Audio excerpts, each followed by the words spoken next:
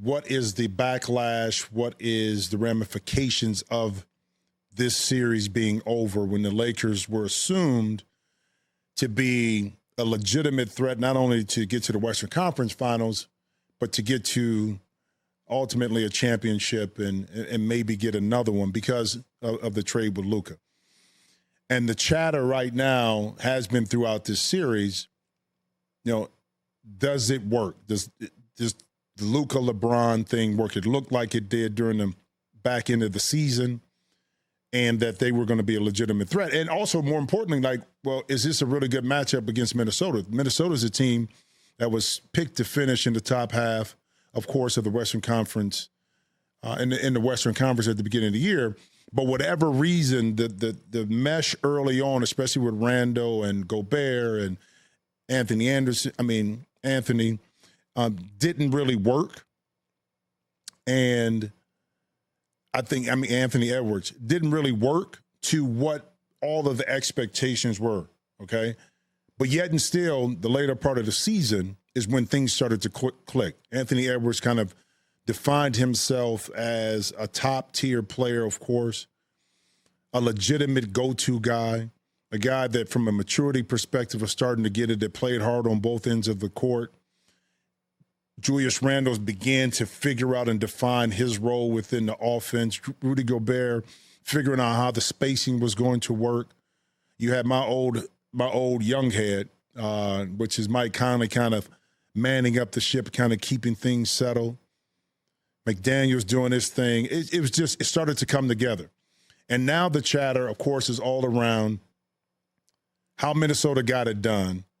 But why didn't the Lakers, in particular J.J. Redick and the coaching staff, make the adjustment to play big for limited periods of time? Not extended minutes for Jackson Hayes, 14, 16 minutes, 20 minutes, but it's extended minutes.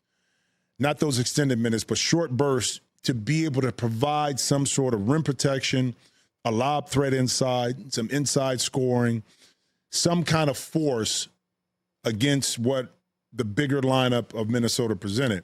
And they're all valid questions. J.J. Redick is going to tell you, because the way they look at it from an analytical perspective, offensively, to them, based on their numbers, you got to go deep in this, based on what they were able to calculate through their eyes and how they evaluated their game plan based on playing against Minnesota. They needed court spacing. In order to do that, they needed to spread out and have shooting on the court. In their mind, you can't do that with the Jackson Hayes on the court because it limits the space. Again, not having him there all the time still provides you a little bit of depth in that center position.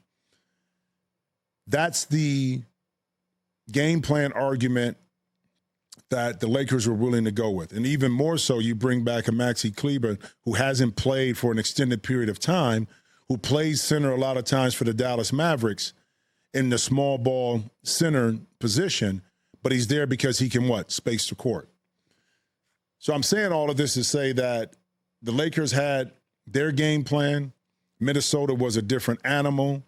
The adjustments that we're saying, and I say that weren't made, that maybe the adjustments, even if they did it, they weren't good enough to beat Minnesota. But were they good enough to be more competitive than the 4-1 series? I believe so.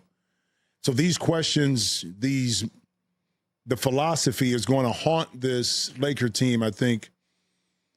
I'm not going to say for years to come, but it in the immediate future, and will probably dictate what happens next year. And I know LeBron has his player option. Talked about Luka being in L.A. Well, the thing about Luka being in L.A. is that you still have to sign him. He has another year left on his deal. Now you have to sign his extension, get him to believe that the Laker organization, the coaching staff, the roster construction is going to be there in order for him to compete. And speaking about Luka, a lot of people now are kind of, I'm not going to say siding with Nico Harrison, maybe outside of Dallas. Let me say outside of the Dallas market, about some of the explanations that he gave Nico as to why parts of what happened with the trade and why the trade to them needed to take place. In particular with Luka, the lack of physical conditioning and also from the defensive end of the court. Now, that did get exposed once again by Minnesota by placing Luka in all of these actions all the time. And Luka, it's like Steph. Steph, a lot of people say, well, Steph can't play defense. At least he gave the effort consistently. He gave the effort. With Luka, I think the question is, does he really give the effort? Because he may come up hurt on the defensive end of the court, but he has his legs on the offensive end of the court. So that lends into the argument. So all that being said, this is what I'm saying is that right now in LA is not a pretty picture with the Lakers and the franchise and where they go from here and what's going to happen next year. And, was the Luka thing ultimately the best thing? I think it is for the Lakers long term, because you have a European star at a young age who's going to bring notoriety. He's going to bring a lot of wins. I think the roster has to be constructed right. The roster, you need defensive players around him. You need a lob threat inside. You need shooting around Luka. And now Luka also is going to have to change his mindset, i.e. like a Jokic, who said, you know what? I need to get myself in better conditioning, and not only get in better conditioning, but stay in better conditioning. Because in the long term, it's going to help me and improve defensively, my stamina, late game situations, I'm going to be better. But it also shows a level of leadership. And I think that's important.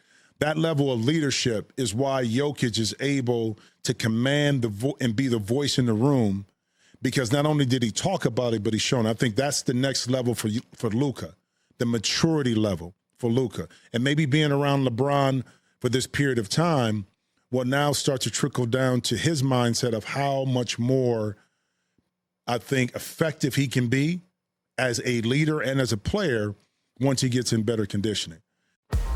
Check out new episodes of The Jim Jackson Show every Thursday. Watch on the Rich Eisen Show YouTube page. Follow the show on Instagram @Jim Jackson Show, or listen wherever you get your podcasts.